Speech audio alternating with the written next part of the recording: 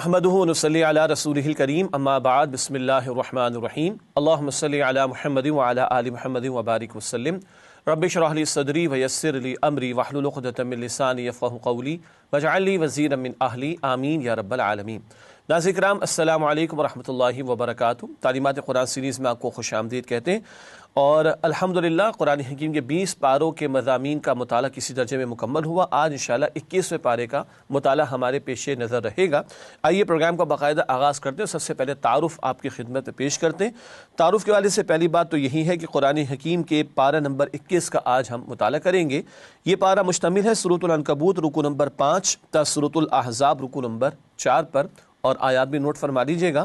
سورۃ العنکبوت کی آیت نمبر 45 تا سورۃ الاحزاب آیت نمبر 30، یہ وہ آیات ہیں جو 21ویں پارے میں شامل ہیں۔ اس کے بعد مقاصد مطالعہ ہمیشہ کی طرح 3 باتیں ہوا کرتی ہیں، آج بھی وہی پیش خدمت ہے۔ پارہ نمبر 21 کی آیات کے مضامین کا جائزہ، یعنی ایک تو اوورویو ہمارے سامنے آتا ہے، اور پھر آیت با آیت تجزیہ اور جائزہ بھی ہمارے سامنے آ جاتا ہے۔ پھر منتخب آیات کا مطالعہ، یعنی کچھ سلیکٹڈ آیات، منتخب آیات کا مطالعہ تشریح کے طور پر ہم آپ کے سامنے رکھتے ہیں، اور اسی طرح زیر مطالعہ آیات میں بیان شدہ اہم اوامر و نواہی کا تذکرہ، یعنی ڈوز اینڈ ڈونٹس کا تذکرہ بھی مختلف صورتوں کے حوالے سے آپ کے سامنے جو 21ویں پارے میں صورتیں شامل ہیں رکھیں گے۔ ناظرین کرام، سب سے پہلے سورۃ العنکبوت کے مضامین کا تجزیہ پیش خدمت ہے۔ اس سورت کا آغاز 20ویں پارے میں ہوا تھا، اور 21ویں پارے میں اس کی تکمیل ہوگی انشاءاللہ تعالی۔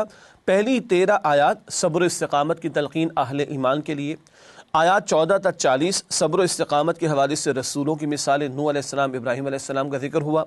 آیات 41 تا 44 مشرکانہ تصورات کی حقیقت، مکڑی کے جالے کا ذکر بھی آیا تھا، اور آیات 45 تا 69 اہل ایمان کے لیے ہدایات، مشرکین کے لیے وعید ہیں۔ یہ وہ حصہ ہے جو 21ویں پارے میں داخل ہے، 45ویں آیت سے لے کے 69ویں آیت تک، جہاں ایمان والوں کے لیے اہم ہدایات بھی اور مشرکین کے لیے وعید ہیں، یعنی ڈراوے بھی بیان ہوئے۔ اب سورہ عنکبوت کی آیات کا جائزہ لیتے ہیں، وہ آیات جو 21ویں پارے میں شامل ہیں۔ سب سے پہلے آیت نمبر 45، اللہ کا ذکر تسکین قلب اور تزکیہ نفس کا ذریعہ ہے۔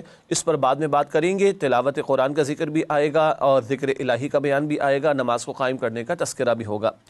آیات 46 تا 47 اہل کتاب کے لیے دعوت، ہجرت حبشہ کا موقع پیش آیا چاہتا ہے، چنانچہ اہل کتاب سے گفتگو ہوگی، نصارہ سے حبشہ میں بھی اس تعلق سے ہدایات ہیں۔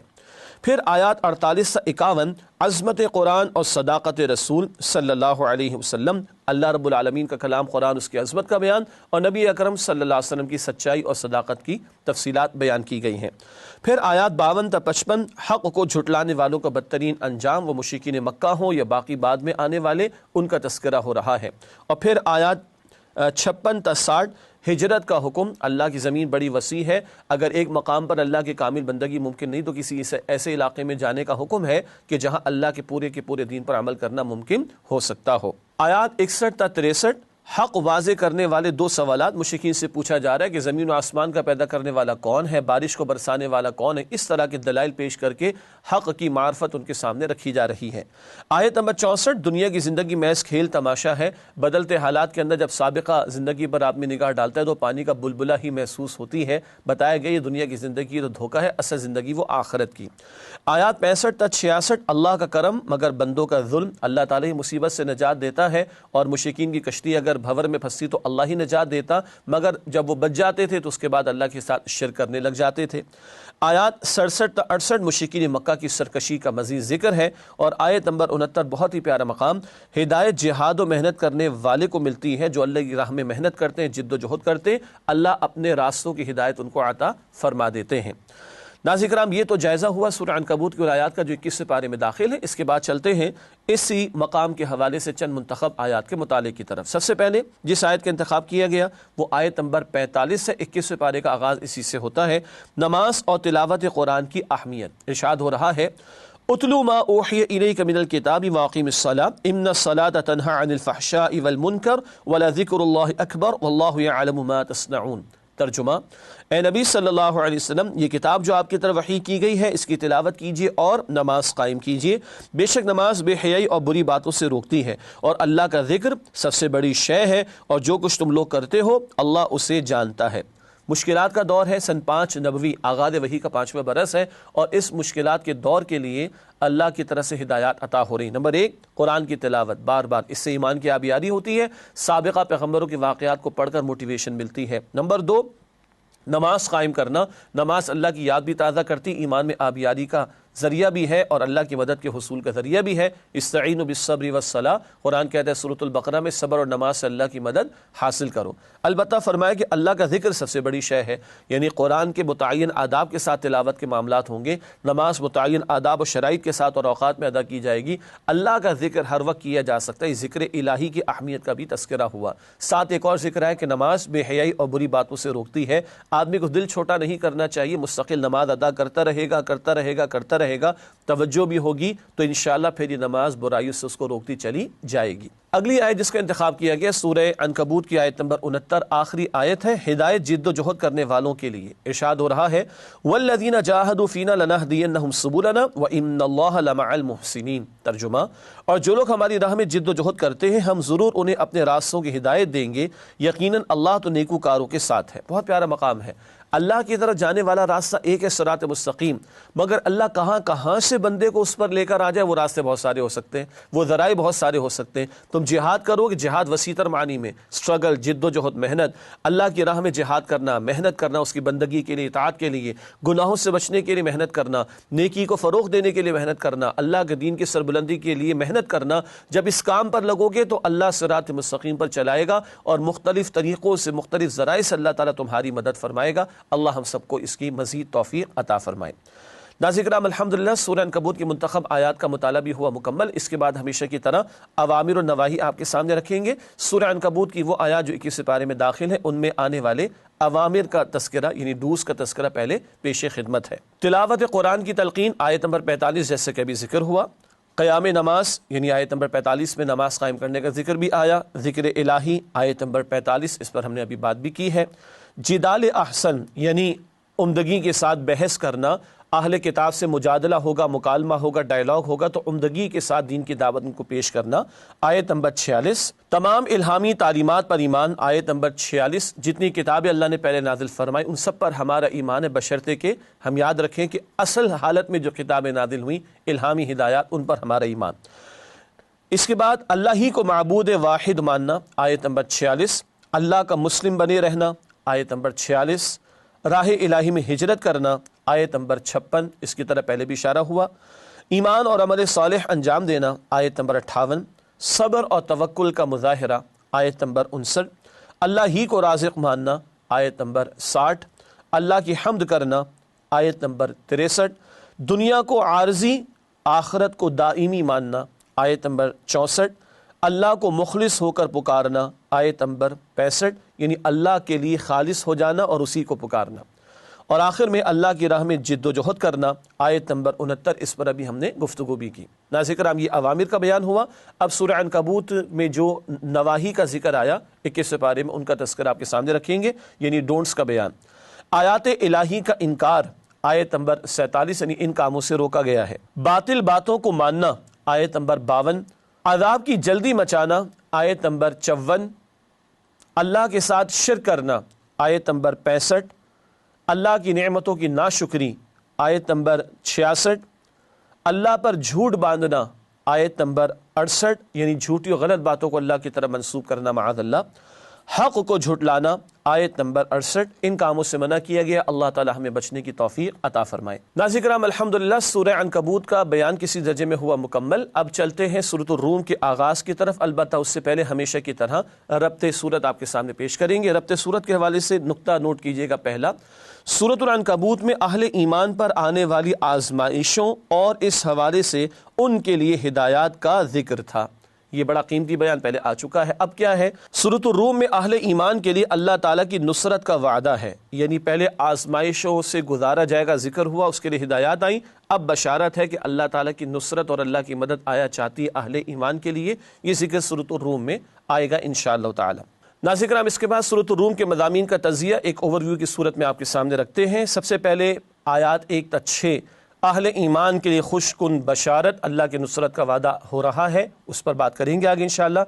آیات 7 تا 19 مضامین عبرت و موعظت، اللہ کی نشانیوں کا ذکر، ان میں غور و فکر کی دعوت ہے۔ پھر آیات 20 تا 27 اللہ کی نعمتیں اور قدرتیں، بہت ساری نعمتیں اللہ تعالیٰ کی، ومن آیاتہ، اور اللہ کی نشانیوں میں سے ہے، اللہ کی نشانیوں میں سے یہ انداز اس مقام پر آیا ہے۔ پھر آیات 28 تا 32 توحید باری تعالیٰ اور اس کے دلائل کا ذکر ہے۔ پھر آیات 33 تا 37 بندوں کا افسوسناک طرز عمل کہ اللہ کی نعمت استعمال کرتے مگر اس کا شکر ادا نہیں کرتے، مصیبت سے نجات مل جاتی مگر اللہ کے ساتھ شرک کرنے لگ جاتے معاذ اللہ۔ آیات 38 تا 40 قرب الہی کا حصول، اس کے ذرائع بتائے گئے ہیں۔ پھر آیات 41 تا 45 عذاب الہی کا سبب اور نجات کی راہ، اور وہ یہی ہے کہ اللہ کے ہو رہو، اس کے پیغمبر کی دعوت قبول کر کے اللہ کے مسلم بن جاؤ۔ آیات 46 سے 54 اللہ کی نعمتیں اور قدرتیں، زمین و آسمان میں اللہ کی نعمتوں کا ذکر ہو رہا ہے۔ پھر آیات 55 تا 57 احوال قیامت، قیامت کا برپا ہونا، اس وقت کی کیفیات کا ذکر ہے۔ اور آخر میں آیات 58 تا 60 نبی اکرم صلی اللہ علیہ وسلم کی دل جوئی کہ اللہ کی مدد آپ کے شامل حال ہوگی، آپ استقامت کا مظاہرہ کرتے رہیے۔ یہ سورہ روم کے مضامین کا تجزیہ ہوا۔ اب جائزہ لیتے ہیں سورۃ الروم کی آیات کا، ہر آیت میں کیا موضوع آ رہا ہوتا ہے اس کا مختصراً ذکر ہم کرتے ہیں۔ سورۃ الروم کا جائزہ کرتے ہیں شروع آیات 1 تا 6 سے، مسلمانوں کے لیے خوشخبری کہ اللہ تعالیٰ عنقریب مسلمانوں کو مشرکین کے مقابلے میں فتح عطا فرمائے گا۔ پھر آیات 7 تا 8 آخرت واقع ہونے کے 2 ثبوت، جس رب نے زمین و آسمان کو پیدا کیا وہی تمہیں دوبارہ زندگی دے گا، اور جو تمہیں دکھا رہا ہے کہ زمین کے مردہ ہو جانے کے بعد زمین کو زندگی دیتا ہے وہ اللہ تمہیں بھی مردہ ہو جانے کے بعد زندگی دے گا۔ آیات 9 تا 10 سرکش قوموں کے انجام سے سبق حاصل کرو، یہ مستقل موضوع ہے عبرت دلانے کا قرآن کے تعلق سے۔ آیات 11 تا 16 احوال آخرت کا بیان، قیامت کے برپا ہونے کا ذکر ہے۔ آیات 17 تا 19 مردہ زمین کو زندہ کرنے والا اللہ تمہیں بھی زندہ کرے گا، یہ قیامت کی دلیل بیان ہو رہی ہے۔ پھر آیات 20 تا 27 اللہ کی بے مثال قدرتیں اور رحمتیں، زمین و آسمان میں اللہ کی قدرت و نشانیوں کا ذکر ہو رہا ہے۔ آیات 28 تا 29 شرک کی نفی ایک مثال کے ذریعے، جھوٹے معبودوں کی نفی کرنے کے لیے اللہ نے مثال دی ہے۔ آیات 30 تا 32 فطرت کی پکار، اللہ کی مکمل اطاعت، اللہ نے بندوں کو فطرت پر پیدا کیا، اور حدیث کے مطابق فطرت کیا ہے؟ توحید پر پیدا کیا گیا ہے بچوں کو، یعنی بچہ جب پیدا ہوتا ہے تو توحید پر پیدا ہوتا ہے، بخاری کی حدیث ہے۔ آیات 33 سے 37 انسان کا غیر متوازن طرز عمل، مصیبت میں اللہ کو پکارا، مصیبت دور ہو گئی تو اللہ کو بھلا دیا، غیروں کو پکارنا شروع کر دیا معاذ اللہ۔ آیات 38 تا 40 قرب الہی کے حصول کے لیے رہنمائی، مخلوق خدا پر خرچ کرنا اور محتاجوں کی مدد کرنا اور صرف اللہ کی رضا کے لیے۔ آیات 41 تا 44 قوموں پر عذاب گناہوں کی وجہ سے آتا ہے، اس کی وضاحت اللہ نے فرمائی، بعد میں اس پر بات بھی کریں گے انشاءاللہ تعالی۔ آیات 43 سے 45 عذاب سے بچنے کی راہ یہی ہے اپنے آپ کو اللہ کا مسلم بنا لو۔ آیات 46 سے 47 اللہ کی نعمتیں اور قدرت، پھر ان کا تذکرہ ہو رہا ہے۔ آیات 48 سے 53 بارش اور اس کی برکات، برسانے والا بھی اللہ، اس کے پانی کو جمع کرنے والا بھی اللہ، اس پانی سے پھلوں کو پیدا کرنے والا بھی اللہ سبحانہ و تعالی۔ آیت نمبر 54 اللہ کی قدرت اور بندے کی بے بسی، اللہ ہی ہے، دیکھو تم سمندروں میں ہوتے ہو تو کون تمہیں بچاتا ہے وہاں پر طوفان سے، غور کرو تم کس قدر بے بس ہو اور اللہ کی کس قدر تم محتاج ہو۔ پھر آیات 55 تا 57 روز قیامت مجرموں کی حسرت، چاہیں گے ایک موقع انہیں اور مل جائے دنیا میں جانے کا مگر اس کا کوئی فائدہ کل نہیں ہوگا۔ آیات 58 تا 60 نبی اکرم صلی اللہ علیہ وسلم کی دلجوئی، اللہ سبحانہ و تعالیٰ نے بشارت دی ہے کہ جیسے ایک بچہ پیدا ہوتا ہے پھر وہ جوان ہوتا ہے، اس میں قوت آ جاتی ہے، اسی طرح آج اگر کمزوری ہے یعنی مسلمانوں کی جماعت چھوٹی ہے تو اللہ اس جماعت کو کل قوت عطا فرما دے گا اور غلبہ بھی عطا فرمائے گا۔ دلجوئی ہو رہی ہے نبی اکرم صلی اللہ علیہ وسلم کی اور آپ کے ذریعے اہل ایمان کی۔ ناظرین کرام، یہ تو جائزہ پیش ہوا آپ کے سامنے سورہ روم کی آیات کا۔ اب چلتے ہیں چند منتخب آیات کے مطالعے کے حوالے سے سورہ روم کے تعلق سے۔ اس حوالے سے پہلی آیت جس کا انتخاب کیا گیا سورۃ الروم کی آیت نمبر 21، تعلق زوجین کا ایک مقصد حصول سکون۔ ارشاد ہو رہا ہے وَمِنْ آيَاتِهِ أَنْ خَلَقَ لَكُم مِّنْ أَنفُسِكُمْ أَزْوَاجًا لِتَسْكُنُوا إِلَيْهَا وَجَعَلَ بَيْنَكُمْ مَوَدَّةً وَرَحْمَةً إِنَّ فِي ذَلِكَ لَآيَاتٍ لِقَوْمٍ يَتَفَكَّرُونَ۔ اس آیت کا ترجمہ سماعت فرمائیے گا، اور اس کا ایک حصہ اکثر شادی بیاہ کے کارڈز پر ہمارے یہاں شائع بھی کیا جاتا ہے۔ ترجمہ، اور اس کی نشانیوں میں سے ہے کہ اس نے تمہارے لیے تمہاری جنس سے بیویاں پیدا کی تاکہ تم ان سے سکون حاصل کرو، اور تم میں محبت اور ہمدردی پیدا کر دی۔ یقیناً غور و فکر کرنے والوں کے لیے اس میں بہت سی نشانیاں ہیں۔ یہ وہ فطری تعلق ہے جو اللہ یا فطری راستہ ہے زوجین والا، نکاح کے بندھن والا جس کا تذکرہ ہو رہا ہے، اور دنیا کہاں کہاں سکون تلاش کرنے کے لیے کتنا وقت اور پیسہ برباد کرتی ہے، اللہ نے نکاح کے بندھن کے ذریعے انسان کے ڈور اسٹیپ پر اس کو سکون عطا فرما دیا۔ ضمناً ایک بڑا خوبصورت میسج آیا واٹس ایپ پر کہ ایک صاحب نے لکھا کہ میرے 750 فرینڈز ہیں واٹس ایپ پر، اور 2000 سے زیادہ میرے پاس فرینڈز ہیں فیس بک پر، اور ایسا اور ویسا بھی، اور اس وقت میں ہاسپٹل کے بیڈ پر ہوں اور باہر میری بیوی اور میرے 2 بچے ہی موجود ہیں۔ ناظرین کرام، اس کے بعد اگلی جن آیات کا انتخاب کیا گیا ہے وہ سورۃ الروم کی آیات 30، 31 اور 32۔ فرقہ واریت مشرکانہ طرز عمل ہے، اس کے تعلق سے ارشاد ہوا ہے فَأَقِمْ وَجْهَكَ لِلدِّينِ حَنِيفًا فِطْرَةَ اللَّهِ الَّتِي فَطَرَ النَّاسَ عَلَيْهَا لَا تَبْدِيلَ لِخَلْقِ اللَّهِ ذَلِكَ الدِّينُ الْقَيِّمُ وَلَكِنَّ أَكْثَرَ النَّاسِ لَا يَعْلَمُونَ مُنِيبِينَ إِلَيْهِ وَاتَّقُوهُ وَأَقِيمُوا الصَّلَاةَ وَلَا تَكُونُوا مِنَ الْمُشْرِكِينَ مِنَ الَّذِينَ فَرَّقُوا دِينَهُمْ وَكَانُوا شِيَعًا كُلُّ حِزْبٍ بِمَا لَدَيْهِمْ فَرِحُونَ۔ ترجمہ، بس آپ یکسو ہو کر اپنا چہرہ دین کی طرح متوجہ کر دیں۔ اللہ کی وہ فطرت جس پر اس نے لوگوں کو پیدا کیا ہے، اللہ کی بنائی ہوئی فطرت میں تبدیلی نہیں ہو سکتی، یہی سیدھا دین ہے، لیکن اکثر لوگ نہیں جانتے۔ مومنوں، اسی اللہ کی طرف رجوع ہو کر اس سے ڈرتے رہو اور نماز قائم رکھو، اور مشرکوں میں سے نہ ہو جاؤ، ان لوگوں میں سے جنہوں نے اپنے دین کو ٹکڑے ٹکڑے کر دیا اور خود بھی گروہ گروہ ہو گئے، ہر گروہ اس پر خوش ہے جو اس کے پاس ہے۔ پہلی بات تو یہی کہ اللہ نے فطرت پر پیدا کیا، فطرت ہے توحید، اس پر کاربند رہنے کا حکم، ساتھ ہی اللہ کے لیے مخلص ہو کر اس کو پکارنے کا حکم ہے، نماز ادا کرنے کا حکم ہے، اور مشرکوں میں سے نہ ہو جاؤ، اس کا تذکرہ ہوا۔ کون ہے مشرک؟ جنہوں نے دین میں تفرقہ پیدا کر دیا۔ ایک تو مشرکین مکہ تھے، کہتے تھے ابراہیم علیہ السلام کو مانتے ہیں، مگر من چاہی باتوں کو دین کے طور پر اختیار کر لیا، اور اس کے بعد جو ہے وہ حلیہ دین کا بگاڑ دیا، نئی نئی بدعات قریش کے لوگوں نے دین ابراہیمی کے اندر شامل کر دی تھی۔ یہ تو ان کا طرز عمل تھا۔ ہم مسلمانوں کو دیکھنا چاہیے کہ ایک اللہ کو، ایک کتاب کو، ایک رسول کو ماننے والے آج ان کی مسجدوں کے ٹیگز بھی مختلف ہیں، ایک دوسرے کے پیچھے نماز پڑھنے کو بھی تیار نہیں ہے، مسلک کہیں اوپر آ جاتا ہے، دین کہیں نیچے چلا جاتا ہے۔ اللہ کا دین پامال ہو اور مٹتا ہو، اللہ کے احکامات ٹوٹتے ہوں تو تکلیف نہیں ہوتی، ہاں موبائل فون کی اسکرین اگر ٹوٹ جائے اور اپنے لخت جگر نے توڑی ہو، اس پر تکلیف بہت ہو جاتی ہے۔ ہمارے مسلک کسی شخص کے بارے میں کسی نے کچھ کہہ دیا ہو تو ہمارے جذبات بہت ابھر کر نکھر کر سامنے آ جاتے ہیں، لیکن اللہ کا دین مغلوبیت کا شکار ہو تو اس پر زیادہ تکلیف نہیں ہوتی۔ تو غور کرنا چاہیے کہ مسلک زیادہ اہم ہو گیا یا دین کو اہم ہونا چاہیے تھا۔ اس کے بعد اگلی آیات جن کا انتخاب کیا گیا ہے سورہ روم کی آیات 38 اور 39، انفاق بمقابلہ سود۔ سود کے تعلق سے جو اولین آیات قرآن حکیم میں آئی وہ یہ تھی، مکی دور کی صورت ہے سورۃ الروم۔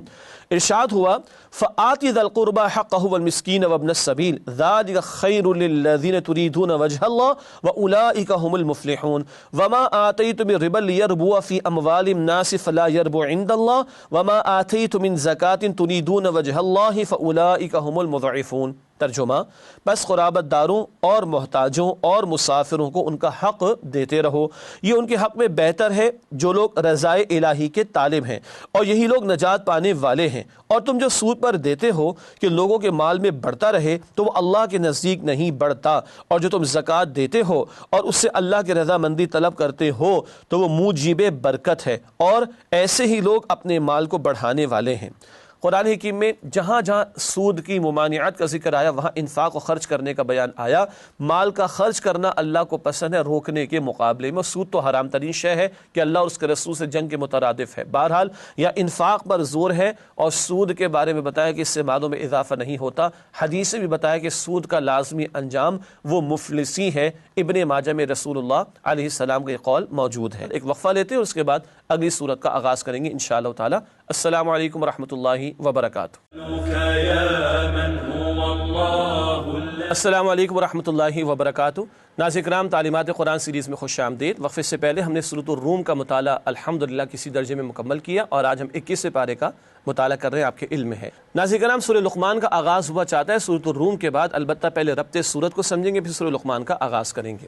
ربط سورت کے حوالے سے نوٹ کیجئے گا، سورۃ الروم میں دلائل توحید اور عقیدہ آخرت کا ذکر تھا، اللہ کی نشانیاں، قدرت ان کا بیان اور آخرت کا تذکرہ تھا۔ یہ دو بنیادی عقائد کا ذکر تھا الروم میں۔ سورہ لقمان میں اللہ تعالیٰ کا شکر بجا لانے اور شرک سے اجتناب کرنے کا بیان ہے۔ اللہ کی نعمتوں پر شکر ادا کرنا ہے اور اللہ کی توحید پر کاربند رہتے ہوئے شرک سے اجتناب بھی کرنا ہے۔ تو یہ مضامین کا ربط ہے ربط سورت کے تعلق سے جو ہمارے سامنے آیا۔ ناظرین کرام، اس کے بعد سورہ لقمان کے مضامین کا تجزیہ آپ کے سامنے رکھتے ہیں اوور ویو کے طور پر۔ پہلی 9 آیات قرآن کے حوالے سے 2 طرز عمل، ایک وہ جو اپنے آپ کو قرآن حکیم کے لیے کھپا دیتا ہے، اور ایک وہ ہے جو قرآن کی مخالفت پر اڑ گیا ہو، معاذ اللہ مشرکین کے سرداروں کا یہ طرز عمل تھا۔ پھر آیات 10 تا 11 عظمت باری تعالی، اللہ کی عظمتوں کا تذکرہ ہے۔ پھر آیات 12 تا 19 حضرت لقمان کی پر حکمت نصیحتیں، جناب لقمان حکیم لقمان کے نام سے مشہور ہیں، ان کی بہت قیمتی وصیتیں ہیں جو انہوں نے اپنے بیٹے کو کی، اللہ نے اپنے کلام میں ان کو نقل فرمایا، سبحان اللہ۔ آیات 20 تا 24 اللہ کے احسانات اور بندوں کے 2 طرز عمل، ایک شکر گزاری کا اور ایک ناشکری کا۔ پھر آیات 25 تا 30 عظمت باری تعالیٰ کا بیان ہے۔ آیات 31 تا 33 مضامین عبرت و موعظت، واعظ و نصیحت کا انداز ہے، غور و فکر کی دعوت دی گئی ہے۔ اور آیت نمبر 34 میں عظمت باری تعالیٰ اور اللہ کی صفت علم کا تذکرہ ہمارے سامنے آیا ہے سورہ لقمان میں۔ ناظرین کرام، اس کے بعد سورہ لقمان کا جائزہ یعنی آیت با آیت آپ کے سامنے تجزیہ ہم رکھتے ہیں۔ پہلی 5 آیات قرآن سے ہدایت کن کو ملتی ہے؟ جن میں تقویٰ ہوگا، نماز قائم کرنے والے، زکوٰۃ ادا کرنے والے، اللہ کی راہ میں خرچ کرنے والے، ایسے صاحب ایمان اور صاحب کردار لوگوں کو قرآن سے ہدایت ملتی چلی جائے گی۔ آیات 6 تا 9 قرآن کے حوالے سے 2 طرز عمل، ایک تو وہ ہے جو قرآن کے لیے شب و روز لگاتا ہو، محنت کرتا ہو، اور ایک وہ ہے نذر بن حارث کی طرح کے لوگ جو سردار تھا مشرکین کا، کہ جو روکتے تھے لوگوں کو قرآن سننے سے اور گانے باجے کی محفلیں سجا کر لوگوں کو قرآن سے دور کرنے کی کوششیں کرتے تھے، معاذ اللہ۔ آیات 10 تا 11 تخلیق باری تعالیٰ کے شاہکار، اللہ سبحانہ و تعالیٰ نے بہترین مخلوق تو انسان کو بنایا، لیکن زمین و آسمان کے اندر اللہ کی قدرتوں کے نظارے موجود ہیں اور اللہ کی تخلیق کا تذکرہ مختلف پیرایوں میں اللہ نے فرمایا ہے۔ پھر آیات 12 تا 13 حضرت لقمان کا تعارف اور حضرت لقمان کی اہم ترین نصیحت۔ جناب لقمان حکیم لقمان کے نام سے مشہور تھے، معروف بات تو یہ ہے کہ یہ نبی نہیں تھے، مگر اللہ نے ان کو حکمت عطا فرمائی تھی، دانائی عطا فرمائی تھی، اور عرب ان سے واقف تھے۔ ان کی وصیتوں کا ذکر کر کے جو انہوں نے اپنے بیٹے کو کی، مشرکین عرب کو توحید کی دعوت دی جا رہی ہے، اہم ترین ان کی نصیحت یہ تھی کہ بیٹے سے کہا کہ بیٹا شرک نہ کرنا، ان الشرک لظلم عظیم، کہ شرک سب سے بڑا ظلم ہے۔ پھر آیات 14 تا 15 والدین کے بارے میں حکیمانہ وصیت، ماں باپ کے ساتھ حسن سلوک کا حکم ہے۔ ہاں اگر شرک پر وہ آمادہ کرنے کی کوشش کریں تو ان کی بات نہیں مانی جائے گی، مگر دنیا کے اعتبار سے جو ان کا حق ہے وہ حسن سلوک ان سے جاری رہے گا، چاہے وہ ماں باپ مشرک ہی کیوں نہ ہوں۔ پھر آیات 16 تا 19 حضرت لقمان کی مزید وصیتیں آخرت کے بارے میں اور نماز قائم کرنے کے بارے میں، نیکی کا حکم دینے کے بارے میں، بدی سے روکنے کے بارے میں، مشکلات پر صبر کرنے کے بارے میں، تکبر سے بچنے کے بارے میں، میانہ روی اختیار کرنے کے بارے میں، یہ بہت ساری وصیتیں ہیں جو انہوں نے اپنے بیٹے کو کی، یہاں پر ان کو نقل کیا گیا۔ آیات 20 تا 30 اللہ کے احسانات اور بندوں کے 2 کردار اور عظمت باری تعالی، اللہ کے احسانات، مگر کچھ وہ لوگ ہیں جو اللہ کی نعمتوں کا شکر ادا کرتے ہیں، اور کچھ وہ ہیں کہ جو مصائب میں گھرے ہوتے ہیں، اللہ کو پکارتے بھی ہیں، جب مشکل دور ہو جاتی ہے تو اللہ کو ایسے بھلا دیتے ہیں کہ اللہ کو پکارا ہی نہیں تھا۔ ناشکروں کا ذکر بھی ہوا ہے۔ آیات 31 تا 32 اللہ کا احسان اور بندوں کی ناشکری، اللہ ہی ہے جو مصائب سے نکالتا ہے، کشتی بھنور میں پھنس جائے تو اللہ ہی بچاتا ہے، اور جب خشکی پر آ گئے بچ گئے تو اللہ کو بھلا کر غیروں کو پکارنا شروع کر دیا۔ یہ بات مشرکین کے تعلق سے بار بار قرآن حکیم میں آئی ہے۔ آیت نمبر 33 ڈرو یوم حساب سے، بتایا گیا باپ بیٹے کے کام نہ آئے گا، بیٹا باپ کے کام نہ آئے گا، ہر ایک کو اپنا جواب خود دینا ہے۔ اور آیت نمبر 34 اللہ تعالیٰ کی صفت علم کا جامع بیان، اللہ ہی ہے جو سب کچھ جانتا ہے، ماں کے رحم میں کیا ہے، کل کوئی کیا کرے گا، بارش کب برسے گی، اس کے اثرات کیا ہوں گے، قیامت کب آئے گی، یہ سارے امور اللہ ہی کے علم میں ہیں۔ ناظرین کرام، الحمدللہ سورہ لقمان کی آیات کا جائزہ آپ کی خدمت میں پیش کیا گیا۔ اب چند منتخب آیات کا مطالعہ آپ کے سامنے رکھیں گے اس سورت کے تعلق سے۔ سب سے پہلے آیت نمبر 6 کا مطالعہ پیش خدمت ہے۔ لہو الحدیث یعنی بیکار باتیں، بیہودہ باتیں، اس کا تذکرہ اس مقام پر ہوا۔ ارشاد ہو رہا ہے وَمِنَ النَّاسِ مَن يَشْتَرِي لَهْوَ الْحَدِيثِ لِيُضِلَّ عَن سَبِيلِ اللَّهِ بِغَيْرِ عِلْمٍ وَيَتَّخِذَهَا هُزُوًا أُولَٰئِكَ لَهُمْ عَذَابٌ مُّهِينٌ۔ ترجمہ، اور لوگوں میں بعض ایسے بھی ہیں جو بیہودہ باتیں خریدتے ہیں تاکہ لوگوں کو بے سمجھے اللہ کے راستے سے گمراہ کریں اور اس سے استہزاء کریں، یہی لوگ ہیں جن کے لیے رسوا کرنے والا عذاب ہوگا۔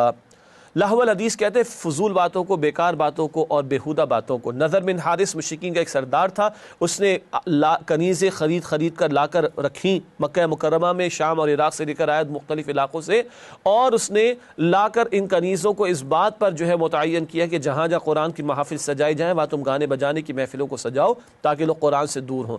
آج بھی آپ دیکھ لیں دنیا کا میڈیا کس کام پر لگا رہا ہے؟ انسان کو حیوان بنانے پر لگا رہا ہے، اور قرآن کی دعوت کے حوالے سے لاکھ جتن کرے تب بھی کوئی قرآنی چینل کی پرمیشن نہیں ملا کرتی۔ ہاں، ایک درس قرآن کے لیے 10 مرتبہ اجازت لینی پڑتی 10 اداروں سے اگر کسی بڑے علاقے میں کرنا ہو یا بڑے پیمانے پر کرنا ہو، لیکن کانسرٹ کے لیے کہیں سے اجازت لینے کی ضرورت نہیں ہوا کرتی۔ تو کس کی پروموشن ہو رہی ہے، کس کو روکا جا رہا ہے، اندازہ کیا جا سکتا ہے۔ اور لاہو الحدیث بڑے پیارے الفاظ ہے قرآن کے، بیہودہ بات ہے، ہر وہ بات جو غافل کر دے، اللہ کی یاد سے، اللہ سے دور کر دے، اللہ کے کلام سے دور کر دے، خواہ وہ کبھی گانا باجا تھا یا آج کا سوشل میڈیا یا دیگر جو میڈیا آج اویلیبل ہے، وہ ساری چیزیں جو بیہودہ اور غلط اور غفلت کے کاموں میں مبتلا کر دے کہ بندہ اللہ سے اور اللہ کی یاد اور اس کے کلام سے دور ہو جائے، یہ سب لاہو الحدیث کے اندر ہی شامل ہوگا۔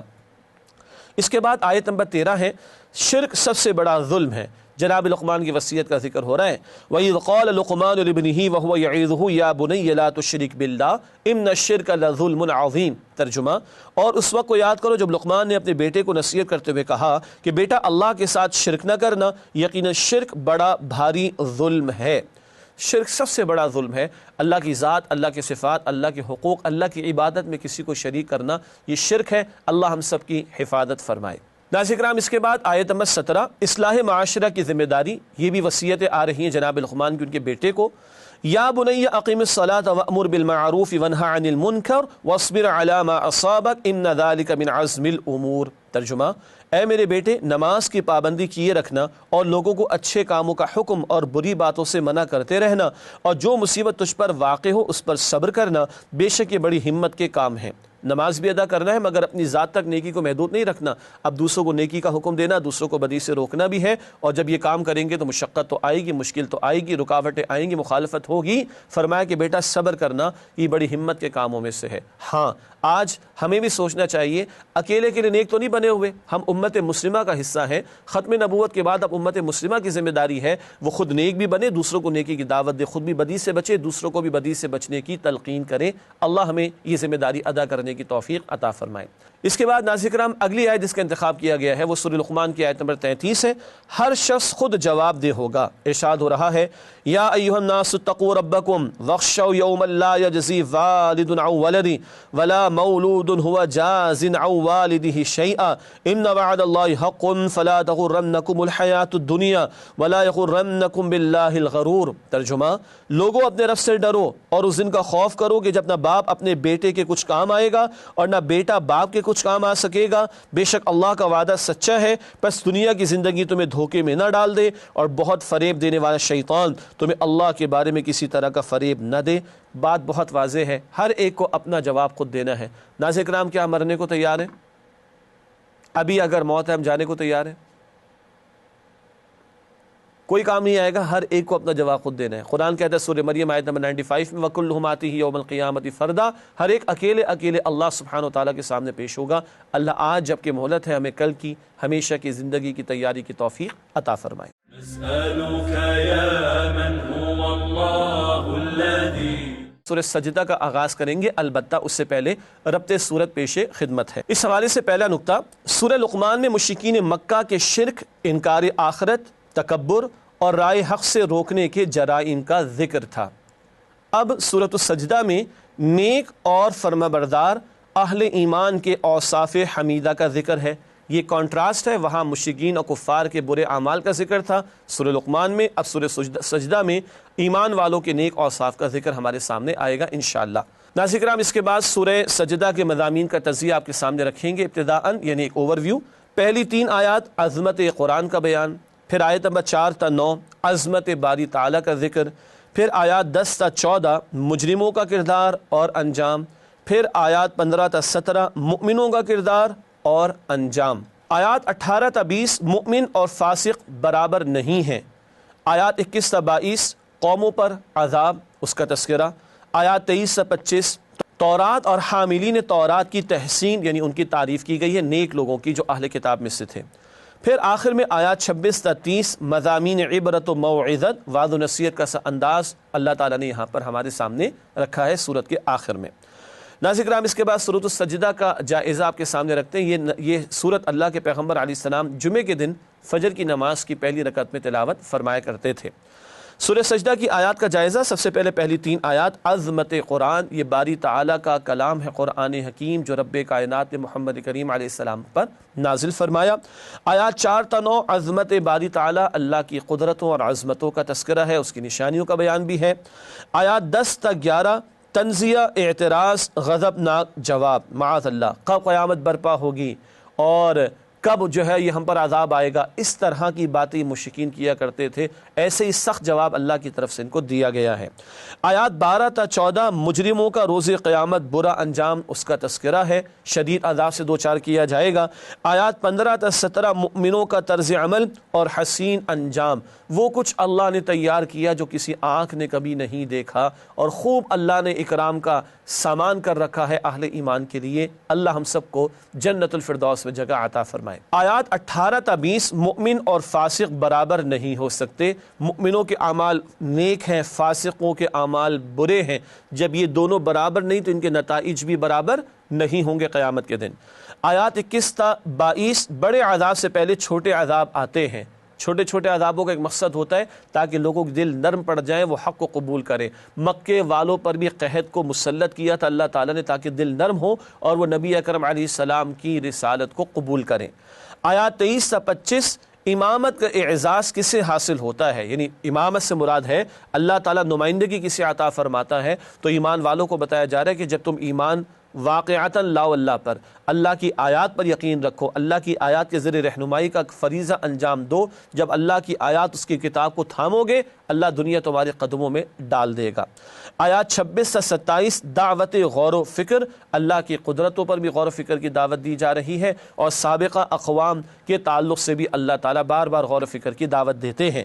آخر میں آیات 28 سے 30 تنزیہ، سوال ویسا ہی جواب، پوچھتے کب آئے گا وہ فیصلہ، کب آئے گا ہم پر عذاب، تو بتا دیجئے نبی صلی اللہ علیہ وسلم جب عذاب آئے گا تو پھر مشرکین کو کوئی مہلت نہیں دی جائے گی اور نہ کوئی موقع ملے گا کہ وہ اللہ کو راضی کرنے کی کوشش کر سکیں۔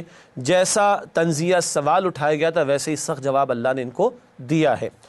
ناظرین کرام، یہ سورہ سجدہ کی آیات کا جائزہ آپ کی خدمت میں پیش کیا گیا۔ اس کے بعد منتخب آیات کے مطالعے کے ضمن میں ایک ہی آیت کا انتخاب ہم نے کیا ہے سورہ سجدہ میں سے، اور وہ ہے آیت نمبر 22۔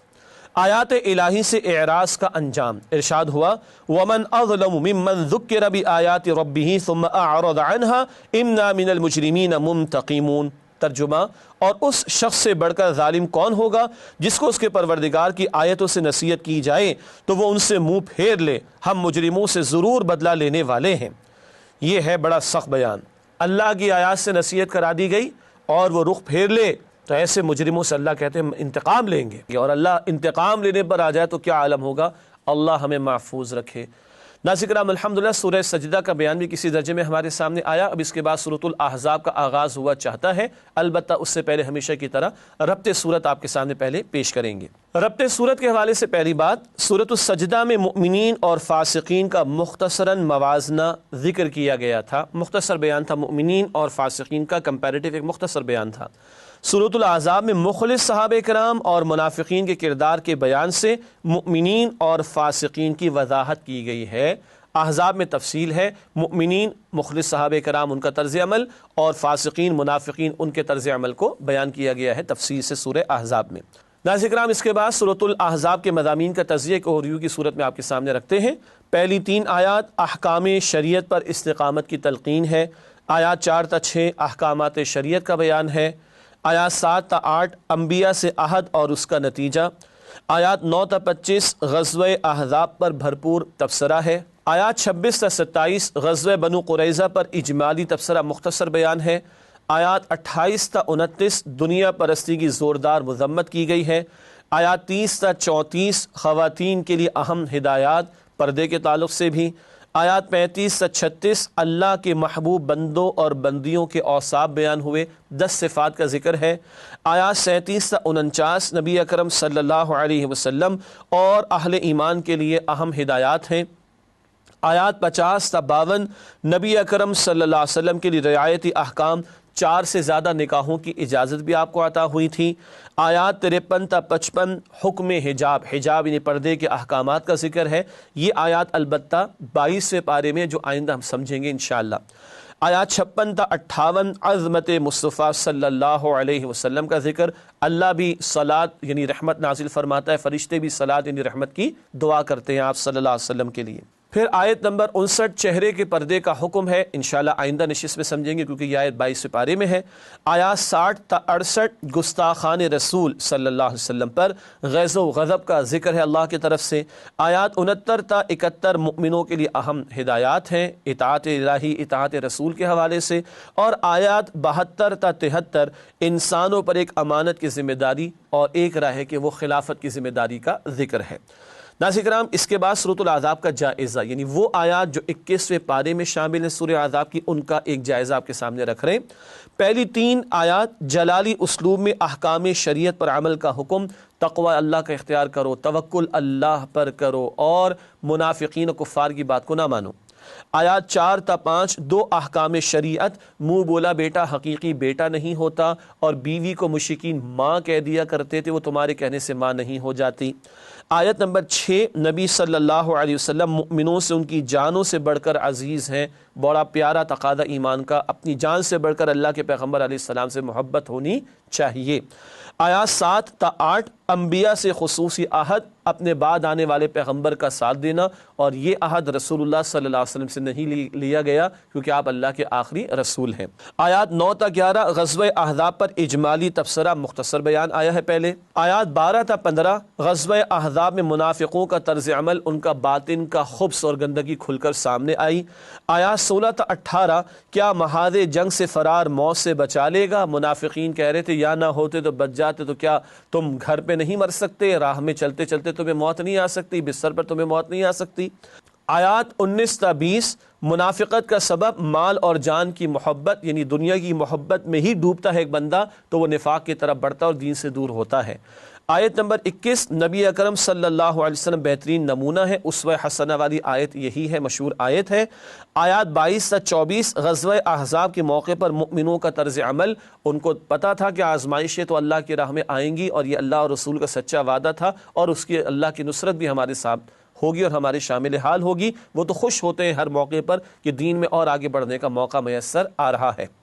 آیت 25 کفار کے لشکروں کی ذلت آمیز شکست، غزوہ خندق کے موقع پر 1 مہینے کا محاصرہ ہوا، اس کے بعد کفار کی فوجیں ناکام لوٹ گئیں۔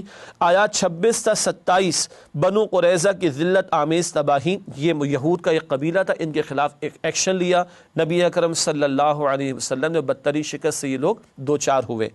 آیات 28 تا 29 نبی اکرم صلی اللہ علیہ وسلم کی دنیا سے بیزاری، آپ تو اللہ اور آخرت کے ہی طلبگار تھے صلی اللہ علیہ وسلم۔